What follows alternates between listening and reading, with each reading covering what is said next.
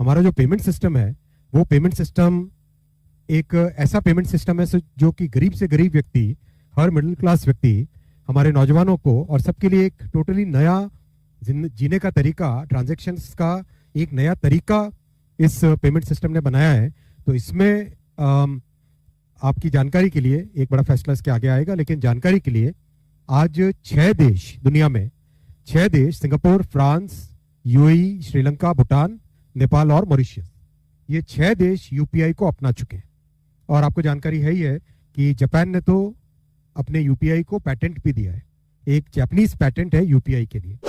तो ये जो इतना बड़ा इसकी ग्रोथ हुई है पेमेंट्स सिस्टम की, 210 लाख करोड़, अपनी इकोनॉमी करीब 325 लाख करोड़ की है, 210 लाख करोड़ के पेमेंट्स यूपीआई से अभी हो रहे हैं।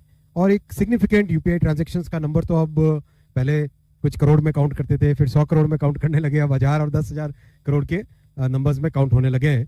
तो इस पूरे प्रोसेस को कैसे हमारे यूजर्स पे, कस्टमर्स पे कोई भार ना पड़े, इसीलिए आपको ध्यान होगा 2020-21 के बाद में से यूपीआई में एक नया सिस्टम चालू किया गया था, जिसमें to make sure that the customers don't have to pay any MDR और the small merchants don't have to pay any MDR, एक गवर्नमेंट की तरफ से इंसेंटिव स्कीम क्रिएट की गई थी। ये जो पूरा स्ट्रक्चर है, ये स्ट्रक्चर आप सब जानते ही होंगे। अगर हम किसी भी ट्रांजैक्शन को एनालाइज करें तो कस्टमर जो पेमेंट करता है वो पूरा उसका फ्लो इस तरह से होता है, बैंक के बाद में मर्चेंट के पास जाना, और इसमें पूरे इकोसिस्टम में कस्टमर्स बैंक, फिनटेक और acquiring bank, payment service provider और थर्ड पार्टी ऐप प्रोवाइडर, ये सब लोग हैं इसमें जुड़े हुए। तो इसमें जब जुड़ते हैं इतने बड़े इकोसिस्टम में, इस सब की एक कॉस्ट होती है। हर कोई अपने अपने कंप्यूटर सिस्टम्स रखता है, हर कोई अपने अपने एक पूरा साइबर सिक्योरिटी वगैरह वगैरह सब सिस्टम्स को अपडेट करना, सिस्टम्स को ऑपरेट करना, उस सब की कॉस्ट आती है। वो कॉस्ट कस्टमर पे नहीं पड़े, इस भावना के साथ प्रधानमंत्री श्री नरेंद्र मोदी जी ने 2020-21 से एक स्पेशल स्कीम चलाकर एमडीआर की कॉस्ट ना पड़े कस्टमर्स पे, वो एक सिस्टम बनाया है। उस सिस्टम के चलते इतने जितने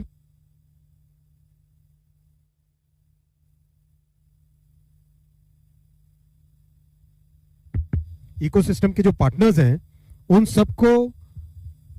सब की कॉस्ट को मिनिमाइज करना, फिर एफिशिएंसी मेंटेन करना, उसके लिए एक स्कीम बनाई है। और ये स्कीम आज आगामी वर्ष के लिए भी, अप्रैल टू मार्च FY 25-26 के लिए भी ये स्कीम अप्रूव हुई। 1500 करोड़ रुपीस की ये स्कीम है। And as per this scheme, for all transactions which are person to merchant, जो स्मॉल मर्चेंट्स के पेमेंट्स होंगे अप टू 2000 रुपीज, उसमें कोई ट्रांजैक्शन की कॉस्ट नहीं लगेगी और उनको इंसेंटिव दिया जाएगा। ट्रांजैक्शन की कॉस्ट तो उसके ऊपर भी नहीं लगेगी, इंसेंटिव दिया जाएगा for the smaller transactions done with the smaller merchants. और इसमें जो रिजर्व बैंक ऑफ इंडिया की जो स्टैंडर्ड डेफिनेशंस हैं, वो सारी की सारी एप्लीकेबल होगी। तो ये एक बड़ा फैसला लिया गया है। और इसमें रीइंबर्समेंट की टाइमिंग वगैरह बहुत क्लियरली डिफाइन की गई है, जिससे कि स्मॉल मर्चेंट्स को अपने कैश फ्लो में कोई दिक्कत नहीं हो। दूसरा बड़ा फैसला लिया गया है, आप सब जानते हैं साथियों कि नॉर्थ ईस्ट में कनेक्टिविटी, ग्रोथ, इंडस्ट्री को लाना, एग्रीकल्चर को सुधार करना, हर तरीके से प्रधानमंत्री श्री नरेंद्र मोदी जी ने 2014 के बाद से नॉर्थ ईस्ट के लिए बहुत ही बड़ा एक फोकस रखा है। आपको याद होगा 14 से पहले लुक ईस्ट पॉलिसी थी, लुक ईस्ट। मोदी जी ने आके उस पॉलिसी को चेंज किया, एक्ट ईस्ट रखा उस पॉलिसी को, कि ईस्ट में, नॉर्थ ईस्ट में हमें इतना काम करना है कि ओवरऑल उस एरिया का पूरा चेंज हो जाए, चाहे कनेक्टिविटी हो, चाहे पावर सप्लाई हो, चाहे इंडस्ट्रियल हो, हर तरीके से चेंज लाने के लिए किया। तो उसी कड़ी में एक बहुत बड़ा फैसला आज लिया गया, नामरूप में brownfield ammonia urea complex 10,601 crore rupees के इन्वेस्टमेंट से। नामरूप में Brahmaputra valley fertiliser corporation limited की एक प्लांट है, उसकी प्रीमाइसिस के अंदर ammonia urea complex Namrup 4 fertiliser plant के नाम से ये नया प्रोजेक्ट है। और इस प्रोजेक्ट में एक जॉइंट वेंचर बनेगा, जो कि government of Assam, BVFCL, HURL और NFL और ऑयल इंडिया लिमिटेड, इन सब का एक जॉइंट वेंचर बनके 10,600 करोड़ रुपीस के टोटल इन्वेस्टमेंट से इस प्रोजेक्ट में यूरिया की मैन्युफैक्चरिंग होगी। नॉर्थ ईस्ट में इस प्रोजेक्ट को और खासकर असम के इस प्रोजेक्ट से एक सिग्निफिकेंट चेंज आएगा नॉर्थ ईस्ट में यूरिया की अवेलेबिलिटी के लिए।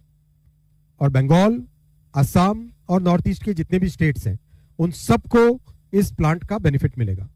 इस प्लांट के लिए जो गैस चाहिए, काफी सारी गैस तो अवेलेबल है नॉर्थ ईस्ट के अंदर ही, असम में गैस का प्रोडक्शन होता है, वो गैस अवेलेबल है। इसके अलावा जितनी गैस चाहिएगी नेचुरल गैस, वो जो देश की जो हमारी गैस ग्रिड है, one nation one grid gas के मैटर्स में, उसको यूज किया जाएगा। नेशनल गैस ग्रिड से एडिशनल गैस सप्लाई की जाएगी। क्वांटिटीज आपके सामने है। 0.62 MMSCMD, मैं इसको शॉर्ट में यूनिट्स बोलता हूँ, तो 0.62 यूनिट्स तो अवेलेबल है असम में ऑलरेडी, और 1.73 यूनिट्स अवेलेबल कराई जाएगी नेशनल गैस ग्रिड से। सारे अप्रूवल्स हो गए और आज कैबिनेट में फाइनल अप्रूवल हुआ है सभी के बोर्ड से अप्रूवल होने के बाद में, और ये बहुत बड़ा एक इंडस्ट्रियल कॉम्प्लेक्स बनेगा नॉर्थ ईस्ट में, असम में। काफी रोजगार सृष्टि होगी इससे, और साथ ही साथ नॉर्थ ईस्ट और बंगाल के लिए इससे अच्छा एक यूरिया की अवेलेबिलिटी बहुत बढ़ जाएगी। साथ ही साथ फ्यूचर में एक्सपोर्ट पोटेंशियल भी बनेगा। आप जानते हैं कि नॉर्थ ईस्ट गेटवे है साउथ ईस्ट एशिया के लिए, तो वहां से म्यांमार के लिए, बांग्लादेश के लिए, भूटान के लिए एक्सपोर्ट भी भविष्य में किया जा सकता है। बहुत बड़ी बात होगी। जो ट्रांसपोर्टेशन कॉस्ट होती है देश के दूसरे हिस्सों से लेके जाने के लिए, वो ट्रांसपोर्टेशन कॉस्ट भी कम होगी।